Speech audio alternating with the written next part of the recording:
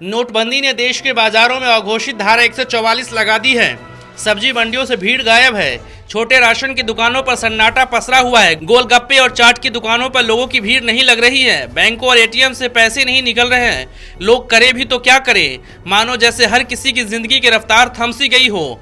सिलसिलेवार तरीके से जानेंगे कि नोटबंदी की वजह से किस किस को कितना नुकसान हुआ है। दिल्ली में कारोबार पड़ा ठंडा।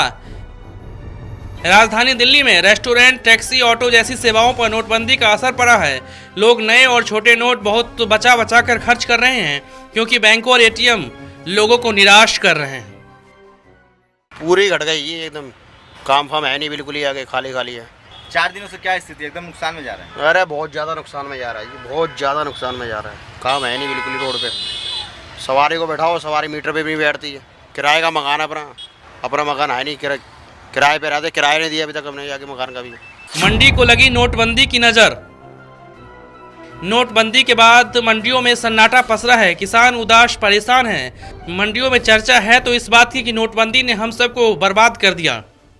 रोज ही फेंका रहा है, अंतिम में 200 रुपये धरी बिक रहा है। आज के दिन में 40 रुपये धरी भी नहीं बिक पा रहा है जी। फेंक के जाना पड़ता है मजबूरी, पैसा के चक्कर में जो भी आता है 500 का नोट देकर जाता है, नहीं चलता है, इसीलिए फेंक के जाना पड़ता है।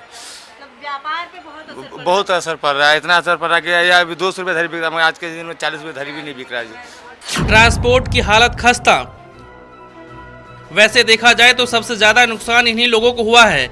ये वो लोग हैं जिनको सवारी कैश देकर एक स्थान से दूसरे स्थान तक जाते हैं। भाई साहब, आमदनी तो इतना होगा, 0 पॉइंट पे आ गए हम लोग। परेशानी चल रही है, क्या करेंगे। बहुत देर से खाली बैठे हैं, कोई सवारी नहीं है, लोगों की जेब में पैसा ही नहीं है, क्या किया जाए। गरीब मजदूर की जिंदगी तबाह। नोटबंदी के ऐलान के वक्त कहा गया था कि नोटबंदी से गरीबों मजदूरों को फायदा होगा, लेकिन ठीक इसका उल्टा हो रहा है। सर ये खाद नहीं, डाई नहीं, बमे का थे घर में, बीज नहीं, कुछ नहीं है ना दे, कोई दुकानदार दे ना गोदाम बारे दे, कोई ना दे रो, कोई ना दे रो। आमे चले आमे खेत पर पट, आगे क्या खाएंगे।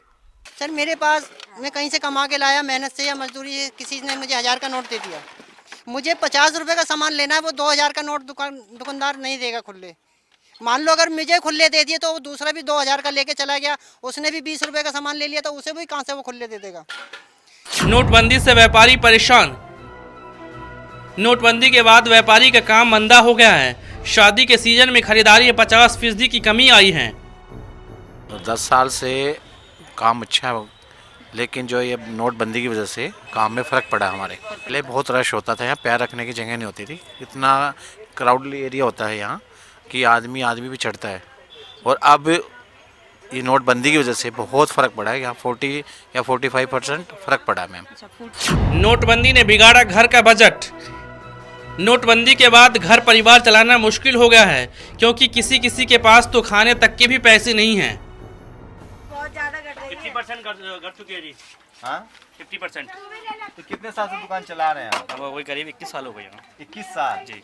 तो ऐसा कभी हुआ था इतनी बिक्री नहीं, कम हुई थी? कभी नहीं। 21 साल में कभी इतनी बिक्री कम नहीं हुई थी? नहीं तो मतलब कितने दिनों से बिक्री एकदम कम है?